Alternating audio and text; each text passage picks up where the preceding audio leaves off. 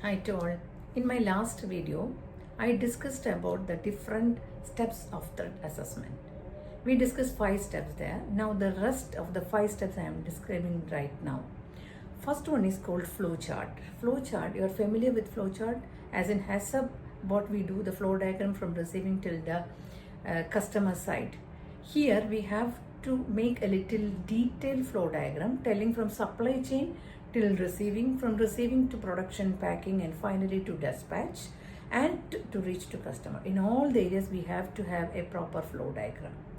Then comes the next step called the staff as well as the vulnerable points. You have to identify the staffs who are presenting in each area. In receiving, and if it is from supply chain, who is the contact person, and in production, who is the production in charge, production people. From there, then packing, then dispatch, all areas who are working there, we have to get an idea of them. Then we have to identify the vulnerable points.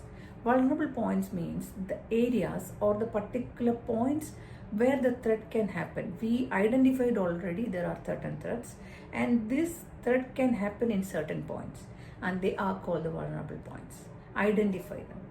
Then the third one is we have to find the impact of these threats. Once the threats are identified, we have to see what impact it will create to our product, to customers, to our own staff.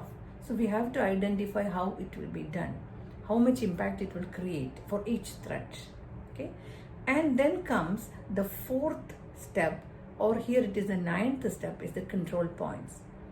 Based on the points which we have identified as vulnerable points, we have to see which one is more severe, that will be considered as critical. Same like in HACCP, when we do the risk assessment metrics, we use likelihood and severity for finding which one is critical or significant. Same like that, here also we have to see the likelihood and severity and how much impact it will create. Based on that, we have to see whether it's a critical or a non-critical control point. Same like in HACCP, the fifth step, or here the 10th step which I am telling, is about the control measures. Once you identified a particular step is critical, you have to find certain control measures. One example is our access controls. Most of the offices, production areas, everything is controlled now by face or by your finger. These access control points are one of the control measures from the company side to protect the threats. Okay, same like that, we have to identify different control points or critical control points, and we have to make certain control measures. These are the next 5 steps.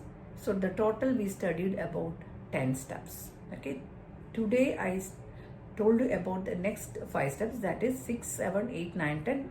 6th is flow chart, and 7th is the staff and vulnerable points, and 8th one is impact, 9th is control points or critical control points, and the 10th one is control measures. Okay, thank you.